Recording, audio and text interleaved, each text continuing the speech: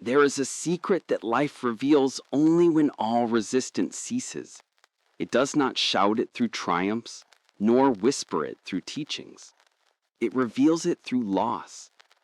The heart that has known loss deeply, not as tragedy, but as transformation, begins to understand the language of surrender. Pain, my friend, is not the enemy. It is the great sculptor. It shapes the soul into humility, strips it of its false ornaments, and prepares it for the simple, vast truth that nothing in this world truly belongs to us. We pass through the world as the wind passes through the forest, stirring, touching, and then gone. To cling to what is transient is to grieve before the losses even come. The mind that refuses change is a tree that fights the seasons. And yet, even in its resistance, the spring will come. The leaves will fall and the snow will cover its stubborn roots. Nature does not ask for permission to renew herself. Why then do we resist our own renewal? Letting go is not forgetting. It is remembering differently. It is seeing that love does not die when the form it wore disappears. The friend who departs, the dream that dissolves, the moment that fades, each leaves behind a fragrance that no wind can erase. To let go is to release the form but keep the essence. The fragrance remains. We think surrender means to lose. In truth, it means to open.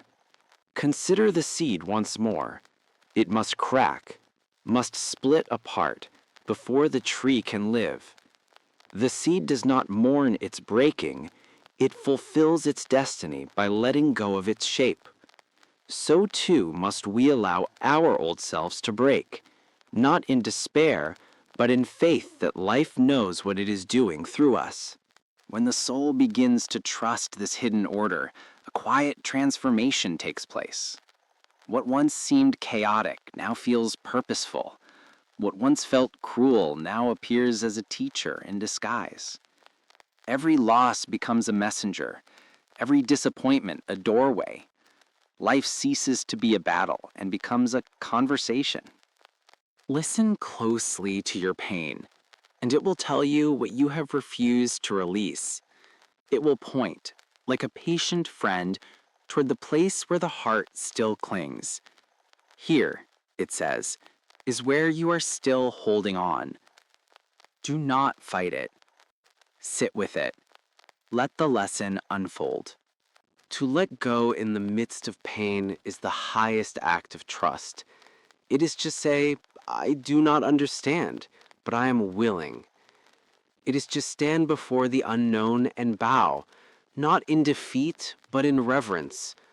The moment you bow, the unknown ceases to be your enemy. It becomes your companion.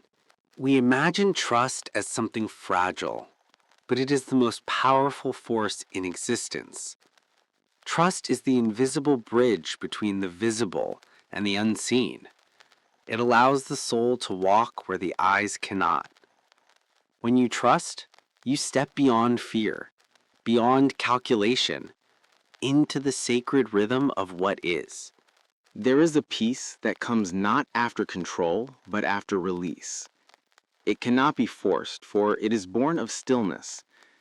It is the peace of the sea once the storm has passed, vast, reflective, and unafraid of its own depth. That peace is the soul's true home. But how shall we live this trust, you may ask? How do we walk through a world that trembles with uncertainty and yet remain anchored in surrender? Cease making an enemy of change. Every transformation that life brings is an invitation to grow lighter, freer, truer. When the river floods its banks, it is not destruction, it is renewal. When the fire consumes the forest, it clears the ground for new life. The same law governs you. The same rhythm moves through your heart. So, when change comes, and it will. Welcome it as you would a sacred guest. It may come disguised as loss, as confusion, as the crumbling of all that was familiar. Yet behind its mask stands the face of life itself, asking only that you trust its design. You see, surrender is not passive. It is the most courageous act the human spirit can perform. To surrender is to live without armor, to face each day not with defense, but with openness. The man who surrenders does not collapse. He stands taller, for he no longer wastes his strength in resistance. His power is not in control, but in acceptance. I once watched a bird caught in a sudden storm above Walden's pond. The winds tore through the branches, the water churned, and for a moment the creature struggled against the gusts with furious wings. Then, as though remembering some ancient wisdom, it ceased to fight. It folded its wings, let the current of air lift it, and was carried, not to safety, but to balance. The storm did not end, but the struggle did. Such is the art of letting go. The storm may rage on, but within you a calm arises that nothing can disturb.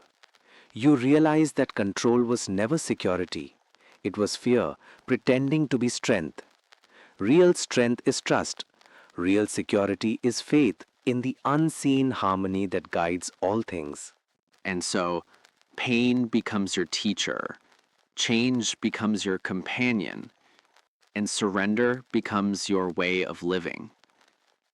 You begin to act not from fear, but from flow. The world no longer feels hostile or indifferent.